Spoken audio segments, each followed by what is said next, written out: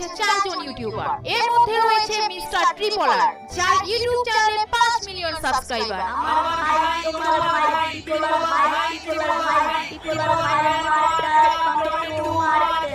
আর এইদিকে দাঁড়িয়েছে ইটস কাপো, যার চ্যানেলে রয়েছে 3 মিলিয়ন সাবস্ক্রাইবার। আব্বা কিডা এটা লোক কেমন শুধু শুধু কই দুই তিনটা বিয়া করুন পরে ছেলে টেলের জিগামু আব্বা কিডা, তা না হলে কি জমবে ব্যাং ব্যাং কাব্য গ্যাং। তোমাদের ফ্রি ফায়ার উন্নয়নের জন্য আমি আরেকটা বিয়া করতেও রাজি।